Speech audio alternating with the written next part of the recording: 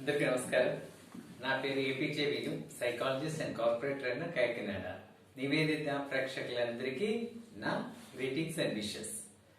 So స్వాతంత్రం, so మనకి ఎలా ఫ్రీడమ్ వచ్చి 75 years అవుతుంది. సో ఈ ఫ్రీడమ్ మనకి ఇచ్చింది ఏంటంటే స్వేచ్ఛ.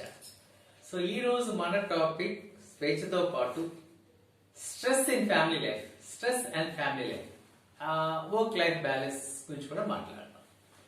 సో మనకి ఫ్రీడమ్ వచ్చింది అని చెప్పి మనం ఏం చేస్తామంటే హ్యాపీగా మహోత్సవాలు, అదేవిధంగా జెండా వందనాలు రకరకాలు చేస్తున్నాం. సో ఈ అన్నిటికి మూలం ఏంటంటే ఎప్పుడైతే మనకి ఒత్తిడి లేదో, సో ఒత్తిడి అనేది ఏంటి, మనం ఎప్పుడైతే బానిసలుగా బతికామో అప్పుడు ఒత్తిడి ఉన్నట్టే. సో దాని బానిస బతుకు ఎప్పుడైతే మనలోంచి పోయింది, మనకి స్వేచ్ఛ దొరికిందో మనకి స్ట్రెస్ తగ్గినట్టే. ఓకే, బాగుంది. ఈ లోకంలో మనం పుట్టడమే స్ట్రెస్ తో పుట్టామండి. అర్థమవుతుందండి? అమ్మ స్ట్రెస్ ఫీల్ అవడంతోనే మన యొక్క జననం జరిగింది. We gave birth, we are born into this world with stress. అమ్మ కడుపులో అది అమ్మకి స్ట్రెస్. తర్వాత మన అమ్మ కడుపులో హ్యాపీగా ఊంగులో ఉండి ఆ టెంపరేచర్ లో హ్యాపీగా చక్కగా ఆడుతూ పాడుతూ లోపలే ఉన్నాం. కానీ 9 నెలలు దాటిన తర్వాత మనకు కూడా లోపల ఆలోచన వచ్చి ఉంటుంది, బయటికి రావాలి, లోకం ఏంటో చూడాలని. రాగానే టెంపరేచర్ మారిపోయింది, ఎన్వైరన్మెంట్ మారిపోయింది, పొల్యూషన్ మొదలైంది, స్మెల్ మొదలైంది, తిట్టేవాళ్ళు మొదలయ్యారు, రచ్చేవాళ్ళు మొదలయ్యారు. పైగా వీడి నాన్న పోలికే, వీడి తాత పోలికే, వీడి ముత్తాత పోలికే అనే వాళ్ళు కూడా మొదలయ్యారు. మనం పుట్టగానే మనకంటూ ఇది తెలియదు. అక్కడి నుంచి స్ట్రెస్ మొదలైపోయిందండి. నేను ఎప్పుడు చెప్తాను. సో ఇలా పోలికలు చెప్తూనే ఉంటారు. ఏంటంటే తాత ముక్కు, మేనత్త కళ్ళు, ఇలాగా కలర్ అన్ని చెప్తూ ఉంటారు. ఇలా చెప్తూ ఉంటుంది కదా, వచ్చిన జోకి మాత్రమే వెంటనే వెనకాల నుంచి అన్నీ అంటాడు, చడ్డీ నాదేనంటాడు. ఏంటి పిల్లవాడు పుట్టిన పిల్లవాడు వేసింది. సో వాడి పాత్ర కూడా దాంట్లో ఉంది.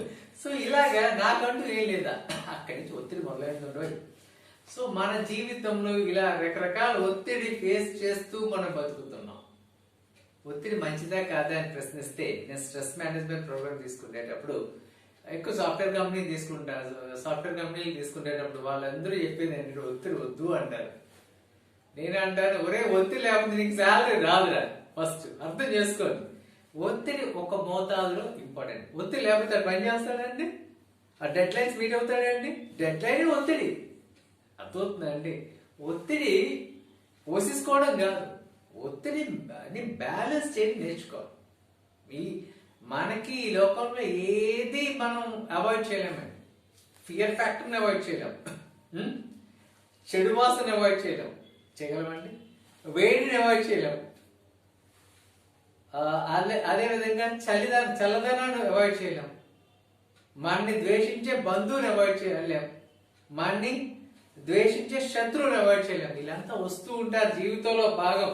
వీళ్ళంతా మనకి ఇస్తూ ఉంటారు కలుగుండి ఒత్తిడి. సో దీన్ని యాక్సెప్ట్ చేయండి. యాక్సెప్ట్ చేసిన నేను చెప్పేది ఏంటంటే, జీవితం ఇప్పుడు తామరాకుపై నీటి బిందువులా ఉండాలని చెప్తారు.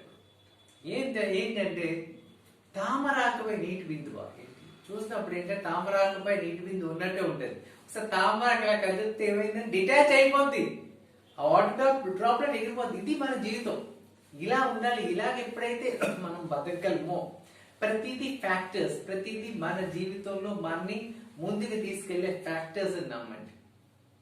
మనం ఈ ఎమోషన్ చాలాసార్లు ఇప్పుడు నాకే ఇలా, మళ్ళా చాలా మందిలో ఫీలింగ్ ఇదే, ఎప్పుడు నాకే ఇలా. అరే నీకన్నా దరిద్రమైన సిచ్యువేషన్ లో ఉన్నాడు అంటాడు. మళ్ళీ సహజంగా ఉంటే నేచర్ తెలుసా అండి. ఇలా రోడ్ మీద బైక్ లేకపోతే కార్లు ఇలా చూస్తాం, పైకే చూస్తాం, కిందకి చూడం. అంటే పెద్ద పెద్ద భవన్స్ ఎక్కడ ఉన్నాయి, పెద్ద పెద్ద బిల్డింగ్ ఎంత కష్టపడి, ఎంత పెద్ద ఇల్లు, ఎంత అందమైన ఇల్లు నాకుంటే. అరే నువ్వు కింద కూడా చూడు, ఫుట్పాత్ పై ఉన్న వాళ్ళు ఎంతో మంది ఉన్నారు. You're so blessed, count your blessings. మనకి ఒత్తిడికి కారణం ఏంటంటే మన యాటిట్యూడ్ ఆఫ్ గ్రాటిట్యూడ్ లేదు. మనకి ఎన్ని ఉన్నా మనకి సరిపోదు. ఇంకా వి కీప్ ఆన్ కంప్లైనింగ్, నాకు ఇది భగవంతుడు ఇవ్వలేదు, నాకు చేయలేదు, నాకు సరిపోలేదు, నాకన్నా అందంగా మిగతా వాళ్ళు ఉన్నారు. When you compare your stress, ఇంట్లో మొదటి స్ట్రెస్ మొదలయ్యేది కంపారిషన్ అండి. మనం మన ఇంట్లో వాళ్ళని కంపేర్ చేస్తాం. ఫస్ట్ కలర్, మన ఇంట్లో వాళ్ళ యొక్క కళ్ళు కంపేర్ చేస్తాం. అక్కడి నుంచి ఈర్ష్య మొదలవుతుంది. తర్వాత మన ఎదిగిన దాని తోబుట్టువులు సంపాదిస్తే అక్కడి నుంచి ఈర్ష్య. ఇంకా నేను జెండర్ విషయం ఎత్తట్లా, అందానికి వస్తే ఈ రెండు జెండర్స్ ఈర్ష్యపడుతూ ఉంటారు ఈ రోజుల్లో. ఈర్ష్య, ఒత్తిడి. సినిమా చూసామంటే మళ్ళీ ఒత్తిడి. సినిమా ఎందుకు చూస్తామండి? సంతోషం కోసం, రిలాక్సేషన్ కోసం. అది చూసినప్పుడల్లా ఆ హీరో ఎలా ఉన్నాడు, ఆ ఈ షర్ట్ వేసాడు, ఆ ప్యాంట్ వేసాడు, ఆడు ఇంత లావుగా ఉన్నాడు, అరే గ్రాఫిక్స్ విఎఫ్ఎక్స్ అంటారు దాన్ని. ఆ ఎఫెక్ట్తో చేసింది. నేచురాలిటీ వేరేగా ఉండాలి. మనం ఇది చూసి ఒత్తిడి పట్టదు ఎందుకండి? తర్వాత మిగతా ఒత్తిడి ఫినాన్షియల్ బర్డెన్. జీవితంలో మనకి జరిగేది అదే, ఫినాన్షియల్ ప్రాబ్లమ్స్. ఎందుకు ఒత్తిడి, ఫినాన్షియల్ ప్రాబ్లమ్స్ ఎందుకు ఒత్తిడి జరుగుతుంది ఈ రోజు అని చూసినట్లయితే, ఈ రోజు మనందరికీ బయింగ్ కెపాసిటీ పెరిగిపోయింది. మన తాతగారు, మన నాన్నగారు అంతా ఏంటంటే ఒక రూపాయి ఉంటే ఆ రూపాయిని ఎలాగా డిస్ట్రిబ్యూట్ చేసుకొని దాంట్లో ఎంత సేవ్ చేయాలని చూసేవారు. సైకిల్ దొక్కేవారు, పెట్రోల్ సేవ్ చేసేవారు. ఈ రోజు మన దగ్గర ఒక రూపాయి ఉంటే ఆ రూపాయికి రూపాయిన్నర అప్పు తెచ్చుకొని ఎలాగ హ్యాపీగా హ్యాపీగా కాదండి, ఆ నిమిషం మాత్రమే హ్యాపీగా. నేనన్నాను నేను ఆ నిమిషం మాత్రమే. అయిపోయిన తర్వాత పొద్దున్న లేవగానే కిక్కు దేవగానే ఏమవుతుందండి, ఆ 10 రూపాయలు అప్పు గుర్తొస్తుంది. ఈరోజు ఇంకా దారుణం ఏంటంటే గీకే కార్డులు ఇచ్చింది చూసారా, తర్వాత స్కానింగ్లు ఇవి వచ్చిన తర్వాత ఇంకా విచ్చలు విడిగా ఖర్చు పెరిగిపోయి. ఎందుకంటే మనం నోటిస్తే దానికి ఒక విలువ ఉంటుంది, దానికి ఒక భయం ఉంటుంది, లేకపోతే దానికి ఒక అకౌంటబిలిటీ ఉంటుంది. ఎక్కడమే నేను ఇంకోలా చెప్పట్లేదండి, వాస్తవం. సో తిండి కూడా బయటని తెచ్చుకోవడం ఈరోజు బాగా ఏంటంటే ఈజీ. యాప్ ఉంది కదా, నొక్కితే చాలు ప్యాకెట్లు ఇంటికి వచ్చేస్తాయి. నేను దానికి వ్యతిరేకమో లేకపోతే కంట్రోల్గా మీరు తెప్పించుకోవట్లేదంటే తెప్పించుకున్నాను. చాలా ఇంపార్టెంట్ సిచ్యువేషన్లో దీంట్లో మీరు అబ్జర్వ్ చేయండి. అది చెప్తున్నాను కాబట్టి నేను డైవర్ట్ అవ్వట్లేదు, చెప్తున్నాను. ఈ యాప్లో తెప్పించుకోవడం వల్ల ఏమవుతుంది తెలుసా మీకు? ప్రైస్ ఎక్కువ, దానికి అనేక ట్యాక్సులు పెరుగుతాయి. తర్వాత రెస్టారెంట్కి వెళ్ళి తినే ప్రైస్ వేరు, మీరు యాప్లో తెచ్చుకొని తినే ప్రైస్ వేరు అన్న గుర్తించారు. దాంతోపాటు ప్లాస్టిక్ పొల్యూషన్ అర్థమవుతుందండి.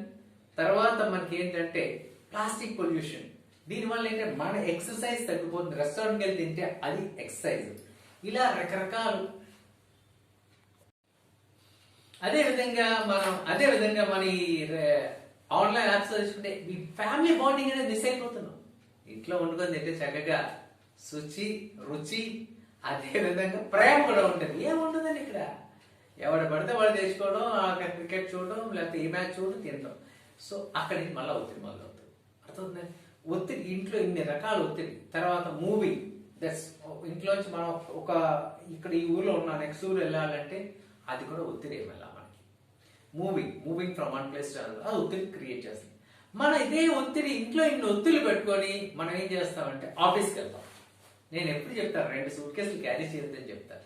ఈ 2 సూట్ కేసు అంటే ఒకటి ఇల్లు అనే సూట్ కేసు, ఇంకోటి ఏంటంటే ఆఫీస్ అనే సూట్ కేసు. ఇంట్లోంచి బయలుదేరేటప్పుడు ఏంటి, ఇల్లు అనే సూట్ కేసు అది వదిలేసి ఆఫీస్ అనే సూట్ కేసు పట్టుకెళ్ళాలి. మళ్ళీ ఆఫీస్ దగ్గర నుంచి వచ్చినప్పుడు మళ్ళీ అది పట్టుకొని రాగానే సెక్యూరిటీకి ఇచ్చి వచ్చాయి. 2 సూట్ కేసులు అయినా single suit case. Work life balance. ఇంట్లో విషయాలు ఆఫీస్లో ఆలోచించవద్దు. ఇంట్లో పే చేయవలసిన కరెంట్ బిల్ ఇంట్లో పే చేయండి. ఆఫీస్ మీకు డబ్బులు కరెంట్ బిల్ మీ ఆఫీస్ టైంలో కూర్చొని పే చేయడం కోసం కాదు. అదే విధంగా ఆఫీస్ నుంచి వస్తాయి. Family time is more important. ఈ రోజు వర్క్ ఫ్రమ్ హోమ్ అనే కాన్సెప్ట్ పెరగడంతో ఒత్తిడి బాగా పెరిగిపోతుంది. De-stress your self. ఆఫీస్లో కూడా ఏంటంటే బాస్తో ఉండే ప్రాబ్లమ్స్, అన్ని రంగాలు. ఈరోజు టీచర్స్ చూసినట్లయితే మనం టీచర్స్ చూస్తున్నాం. టీచర్స్కి నేను చెప్పాలంటే టీచర్స్ ని మనం ఎలా చేతిలో ఈ రోజు కూడా టీచర్స్ అంటే చాలా రెస్పెక్ట్ అండి. ఈ రోజు కూడా వాళ్ళు ఎక్కడికైనా ఆగిపోతారు. ఎందుకంటే ఈ రోజు మీ ముందు నేను ఇలా మాట్లాడగలుగుతున్నానంటే బికాస్ ఆఫ్ మై టీచర్స్. కానీ ఈ రోజు కొన్ని విద్యా సంస్థలు ఏం చేస్తాయి, ఇదే టీచర్స్ ని రోడ్డు మీద పంపి మార్కెటింగ్ చేయిస్తున్నాయి. ఎంతవరకు కరెక్ట్? విద్యా బోధించే ఒక 4 గదుల గోడల్లో బోర్డు మీద పాఠం బోధించే టీచర్ ఈ రోజు మార్కెటింగ్ ఎగ్జిక్యూటివ్ అవుతారు. అతను లేకపోతే జీతం ఉన్న సమ్మర్లో వాడికి ఒత్తిడి. ప్రభుత్వ టీచర్ వాడు ఏంటంటే వాడికి యాప్ ఇచ్చేసారు, ప్రతిదీ అప్డేట్ చేస్తూ ఉండాలి. బయోమెట్రిక్ ఏ దగ్గర నుంచి మొత్తానికి వాళ్ళకి గవర్నమెంట్ శాలరీ ఇవ్వట్లేదంటే ఇస్తుంది, ఒత్తిడి. ఇలాగా మనం ఏ వృత్తి తీసుకున్నా సరే ఈరోజు ఒత్తిడి, సాఫ్ట్వేర్ రంగం ఒత్తిడి, అన్ని రంగాల్లో ఒత్తిడి ఉంటుందని మరి పే చేసినప్పుడు ఒత్తిడి ఉంటుంది. కానీ మనం ఏంటంటే క్రియేటివ్ థింకింగ్, మనలో ఈరోజు క్రియేటివ్ థింకింగ్ లేకపోవడం వల్ల ఈ ఒత్తిడి పెరుగుతుంది. దానికి కారణం ఏంటంటే మనకి పెద్ద డిస్ట్రాక్షన్ సెల్ ఫోన్ ఏనండి. మనం క్రియేటివ్గా ఆలోచించాలంటే మనం ఏం చేస్తామంటే యూట్యూబ్ ఓపెన్ చేస్తాం. అరే ఆ యూట్యూబ్ ఎవడో క్రియేటివిటీ, అది నీ క్రియేటివిటీ ఎందుకు అయింది? నువ్వు డిఫరెంట్గా ఎందుకు ఆలోచించట్లా? Think different. నువ్వు చేయగలవని నమ్మండి. నేను చేయగలను, నేను నమ్ముతున్నాను కాబట్టి మీ ముందు కూర్చొని మాట్లాడగలుగుతున్నాను. ఆ నాలో 1% అయ్యో నేను మాట్లాడలేను చేయలేనంటే ఈ యొక్క ఛానల్ ముందు నేను కూర్చోలేనండి. Trust yourself. మీరు చేయగలరు, ఖచ్చితంగా మీరు చేయగలరు. విజయం మీదే. ఏంటంటే క్రియేటివిటీ. ఎప్పుడైతే మనం క్రియేటివ్ థింకింగ్ మొదలు పెట్టామో మనలో స్ట్రెస్ తగ్గుతుంటుంది. ఆఫీస్ వర్క్, అలాగే ఆఫీస్లో ఇంకా ప్రెషర్స్ ఉంటాయి, అనేక ప్రెషర్స్, పియర్ ప్రెషర్స్, లేనిపోని మీ మీద బాండాలు వేయటం. ఓవర్కమ్ వేస్తారు, కొంతకాలం వేస్తారు, ఒక్క రోజు నిజం బయటకు వస్తుంది. స్టే, పర్సివరెన్స్, వాగండి, వెయిట్ చేయండి, కొంచెం మీరు కంట్రోల్లో ఉండండి. It takes time. రియాక్ట్ అవ్వదు, ఓవర్ రియాక్ట్ అవ్వద్దు. ఈ రోజుల్లో సమస్య లేని వాళ్ళు ఎవరు లేరండి. ఈరోజు ప్రతి ఒక్కరికి సమస్య ఉందండి. కానీ కొంతమంది యొక్క సక్సెస్ ఫార్ములా ఏంటంటే అది time management, decision making, correct టైంలో నిర్ణయాలు తీసుకుంటాం. అది ఎప్పుడైతే మనం జీవితంలో చేసామో స్ట్రెస్ లెవెల్స్ ఉంటాయి. ఫర్ ఎగ్జాంపుల్, మీరు రోడ్డు మీద వెళ్తున్నారు, మీరు బైక్ వేసుకుని వెళ్తున్నారు, మీరు యూటర్న్ తీసేటప్పుడు మీరు ఎప్పుడైతే కరెక్ట్గా యూటర్న్ తీసేటప్పుడు సిగ్నల్ వేసి ఆ యూటర్న్ తీసారనుకోండి, యాక్సిడెంట్ జరగదు, స్ట్రెస్ లేదు. మీరు ఎప్పుడైతే ఆ సిగ్నల్ వేయలేదో యాక్సిడెంట్ తప్పకుండా జరుగుతుంది. అక్కడ స్ట్రెస్ మొదలవుతుంది. ఇది మనం రోజు చూస్తున్నాం. ఇలా మనలో ఉండే బాబట్టి ఇప్పుడు తిరుగుతాను, ఎవడొస్తాడు, సిగ్నల్ ఎందుకు వేయాలి? చిన్న ఉదాహరణ మీ జీవితంలో ప్రతి విషయం మీద డిసిప్లిన్.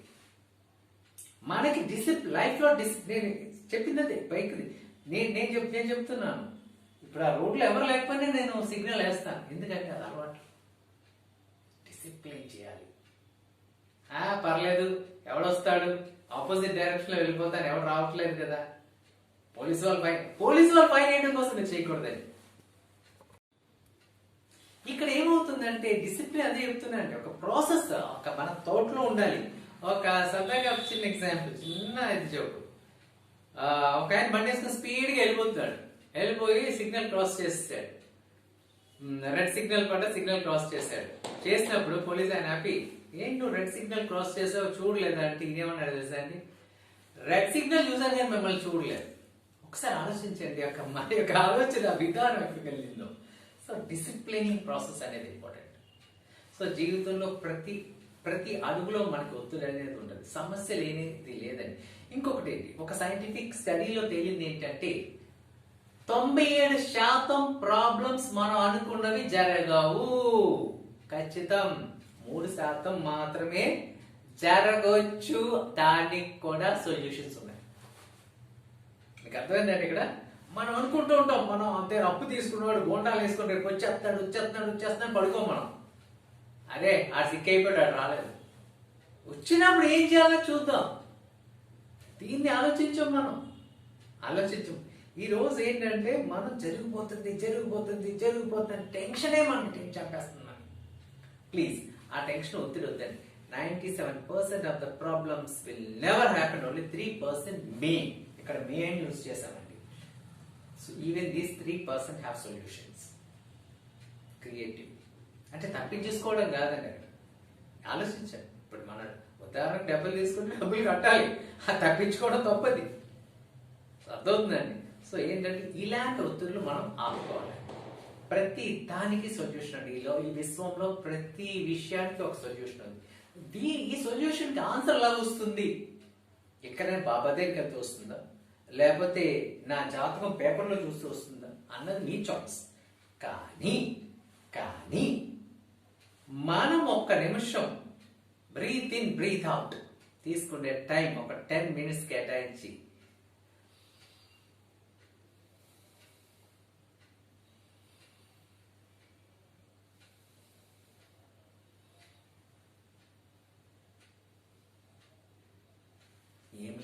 ఇన్నేళ్ళు 3 ఎక్సెలే చేశాను, నాలో చాలా పాజిటివ్ ఎనర్జీ వచ్చింది. ఈ లెక్కన 10 నిమిషాలు చేస్తే ఎంత ఎనర్జీ వస్తుందండి? ఎంత ఎనర్జీ వస్తుందండి? మన ఆలోచన విధానంలో మార్పు వస్తుంది, మన థింకింగ్ రాంగ్ అనిపిస్తుంది, this is the right path అనిపిస్తుంది. ఒకటి ఏంటంటే కాన్సన్ట్రేషన్. మీరు ఒత్తిడిలో ఉన్నట్లయితే చేయవలసిన కొన్ని విషయాలు, ఎవరితో మాట్లాడద్దు, just take your time, little time. ఎవరితో మాట్లాడదు, రూమ్ లో దగ్గర క్లోజ్ చేసి కూర్చోవడం కాదండి, బయట వాళ్ళు బాధపడతారు, టెన్షన్ పడతారు, ఏం లేదు, just be in silence. Next నవ్వండి, నవ్వండి. ప్రాబ్లమ్స్ లేని వాళ్ళు ఈ లోకంలో లేరు, అందరికీ ప్రాబ్లమ్స్ ఉన్నాయి. నవ్వండి చక్కగా. మంచి పాటలు, సంగీతం వినండి. ఈరోజు సంగీతానికి లోటు లేదు. ఒకనప్పుడు సంగీతం అంటే మళ్ళీ ఆ రేడియోలో వాళ్ళు ప్లే చేసేవారు మన ఆగవలసి వచ్చింది. ఈరోజు యూట్యూబ్ వచ్చింది, అలెక్సా వచ్చింది, గూగుల్ నెస్ట్ వచ్చింది, అన్నీ ఉన్నాయి, సౌకర్యాలు పెరిగినాయి. తర్వాత చిన్నపిల్లలతో ఆడండి, సరదాగా సరదాగా ఆడండి, వాళ్ళు మనని చాలా ఆనందం ఇచ్చేవాళ్ళు. తర్వాత 4 గోడల మధ్యన కూర్చోకండి. మీకు ఒత్తిడి ఉంటే వాక్ ఇన్ ద గార్డెన్, ఒక గార్డెన్ పెంచుకోండి, నేచర్తో వాక్ చేయండి, డాబా ఎక్కండి, పక్షుల సౌండ్ వినండి, హ్యాపీగా ఉంటుంది. సో ఇలా ఈ కొన్ని టెక్నిక్స్తో మీ యొక్క ఒత్తిడి లెవెల్స్ తగ్గించుకోవచ్చు. మరో ఎపిసోడ్లో మరో స్ట్రెస్ టాపిక్లో మనం ఇంకా స్ట్రెస్ గురించి మాట్లాడుకుందాం.